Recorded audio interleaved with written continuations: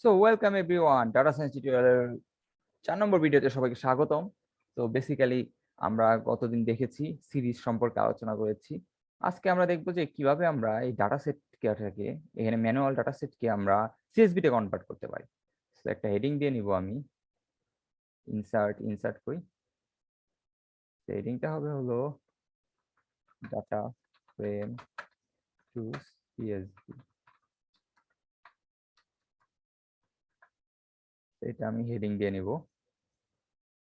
আর অবশ্যই আপনারা একটা কাজ করে নেবেন, আপনারা যদি লিভ নিয়ে থাকেন এই পাথটা কপি করে আপনাদের উইন্ডোজ পাওয়ারশেল অ্যাডমিনে সিডি করে দেন জুপাইটার নোটবুক লিখে এখানে চলে আসবেন, নাহলে কিন্তু আপনাদের কাজ করবে না।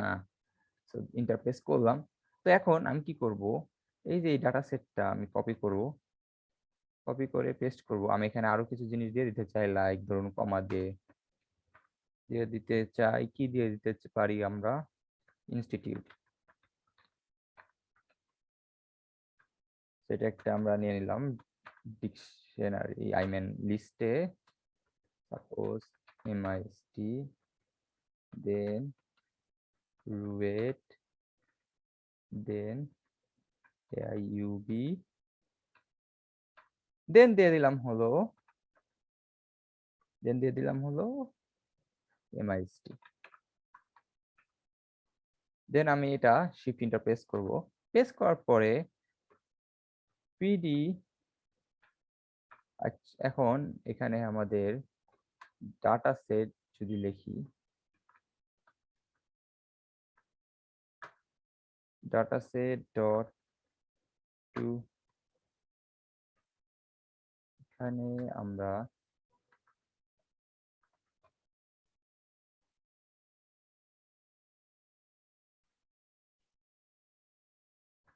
সো এটাকে আমরা আগে একটা ভ্যারিয়েবলে নিয়ে নেই, like DF data frame like PD dot data frame, ফার্স্টে ডাটা ফ্রেমে নিয়ে নেব ডাটা সেট।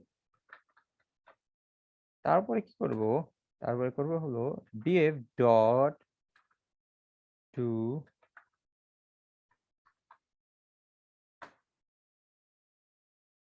তো টু সিএসবি অপশনটা দেখতে পাবেন এখানে, এই যে টু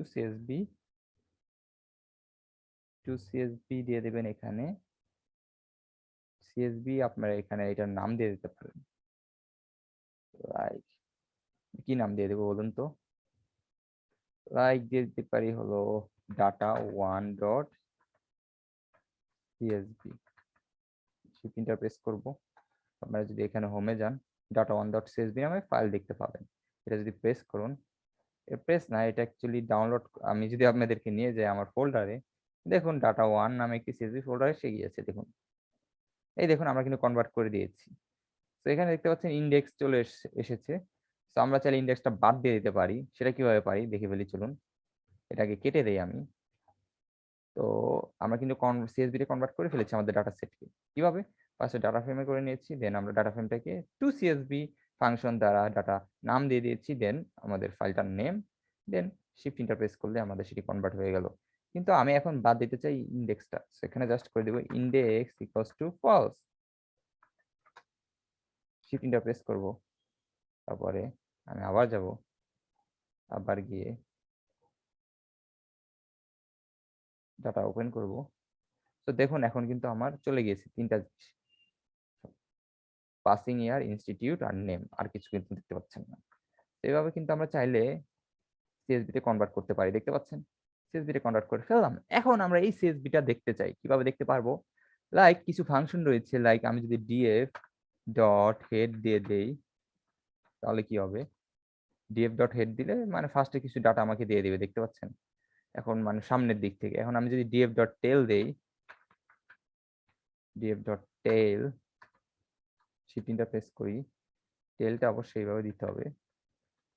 তো দেখুন তাহলে কি হচ্ছে, আমাকে df ডট টেল কাজ করে না কেন, নো ডাটা ফ্রেম টেল। df ডট টেল দিলে তাহলে কোন দিক থেকে আসতেছে, দেখুন সে পিছন দিক থেকে আসার কথা ছিল। তো এখানে আমরা df ডট যদি ডিসক্রাইব দেই, আরেকটা ফাংশন আছে ডিসক্রাইব,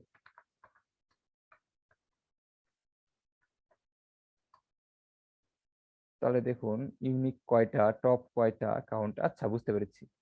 তো এটা না আপনাদেরকে ফার্স্টে এখন এই যে ডিএফ ডট হেড টেল এগুলো দেখতে গেলে আমাকে যেটা করতে হবে, ডিএফ ডট রিড করে নিতে হবে আগে। ডিএফ ডট রিড, তো আমাদের এখানে ডাটা ফ্রেমটা ওপেন করে নিতে হবে, ডিএফ ওয়ান দিয়ে নিলাম, PD dot read CSB, read করে নিতে হবে। রিড সিএসবি কি দিয়ে দিব বলুন তো, ডাটা ওয়ান ডট সিএসবি। এখন আমি যদি ডিএফ ডট হেড দেই,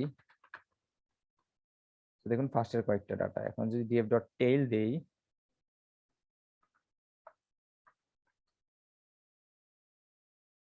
ডিএফ ডট ডিসক্রাইব দেই, এখানে ডিএফ দিয়েছি কেন, এখানে ডিএফ ওয়ান হবে, ইয়েস। তো এখানে যদি ডিএফ টু ওয়ান দেই, এখানে যদি ডিএফ ওয়ান ডট ডিসক্রাইব,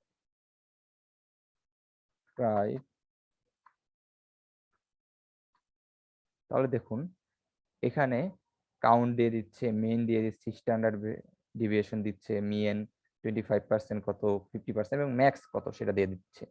তো পাসিং ইয়ারটাই দিচ্ছে অনলি, কারণ কি তার সে বুঝে যাচ্ছে পাসিং ইয়ারটাই আমার অনলি ইন্টিজার ভ্যালু, বাকিগুলো সব স্ট্রিং, এই কারণে। সো ডিসক্রাইব জিনিসটা কি ডিসক্রাইব করে সেটা বুঝতে পেরেছেন। ডিএফ ডট টেল বেসিক্যালি পিছন দিক থেকে ডাটাগুলো আমরা দেখতে পারি, আমাদের ডাটার পরিমাণ এখানে কম, পিছন দিক থেকে 5টা ডাটা আমরা দেখতে পাই চাইলে এই দিক থেকে, এর জন্য এরকম দেখাচ্ছে। আর ডিএফ ডট হেড হলো সামনের দিক থেকে আমরা কয়েকটা ডাটা দেখতে পারি। সো এইগুলোই বেসিক্যালি কাজ করে। সো আপনারা চাইলে এভাবে রিড করে নিতে পারেন বা ডাটা ফ্রেম থেকে ডাইরেক্টও দেখতে পারেন।